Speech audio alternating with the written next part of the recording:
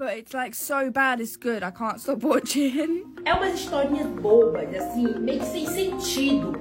Mas sempre no final do episódio tem uma forma, gatilho que te... Ni mesti belum tidur lagi sebab tengah tengok Chinese short film dekat TikTok tu kan. Because me too, ya. माइक्रोड्रॉ में चीन का नया video trend है। इन्हें mobile screen पर देखा जाता है। ये फास्ट पेस और एडिक्टिव हैं और कभी तो क्रिंजी हो जाते हैं। हर सीरीज की दर्जनों 1 से 2 मिनट की किस्सें होती हैं, जिनमें खुफिया तौर पर अरबपति शौहर या फिर खौफनाक वैम्पायर महबूब जैसे किरदार होते हैं। पहले ये चीन में बनते हैं, फिर ग्लोबल ऑडियंस के लिए इनका तर्जुमा किया जाता है। अब चीनी स्क्रिप्ट्स को अडॉप्ट करके उन्हें बैरून मुल्क भी फिल्म किया जा रहा है। This woman is an imposter trying to steal Adderall. How evil! Pretending to be Irene and playing with my heart. यह माइक्रो ड्रामा सीरीज का लंदन में सेट है, जिसे चीनी प्रोड्यूसर लियो शेनशान की टीम प्रोड्यूस कर रही है।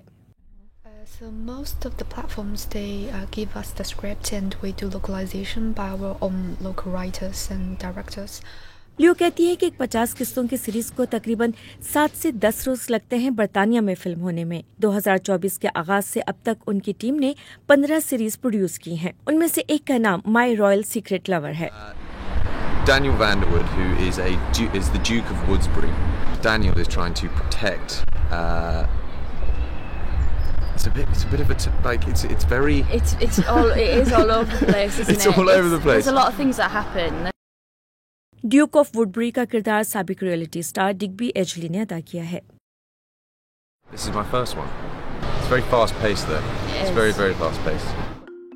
सरकारी मीडिया के मुताबिक चीन में प्रोडक्शन तेज रफ्तारी से हो सकती है और वो 100 से ज्यादा किस्तें एक हफ्ते के अंदर फिल्म कर सकते हैं।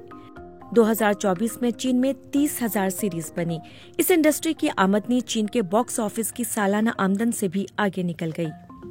लेकिन माइक्रो ड्रामों को चीन में अब हुकाम की जानिब से सेंसरशिप का सामना है। उनका कहना है कि उनमें दुरुस्त सियासी मंजरकशी और सही इक़्तिदार दिखाई जानी चाहिए। रवां साल फरवरी में 1200 सीरीज हटाई गयी, जो निगरां इदारे के मुताबिक फोहश या फिर नाज़ेबा थी। Whole industry is so new, right? So therefore the censorship, the whole mechanism is falling behind. चीन से बाहर कई माइक्रो ड्रामा एप्स लॉन्च हुई हैं।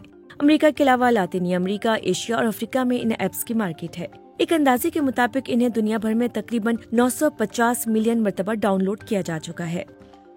कैमरून में एक फैन कुम सिंटी कहती हैं कि गुज़िश्ता साल उन्होंने 60 सीरीज देखी थी। I'm really like I'm really obsessed with Chinese dramas. Even if I don't have time, I make sure I have time for that drama.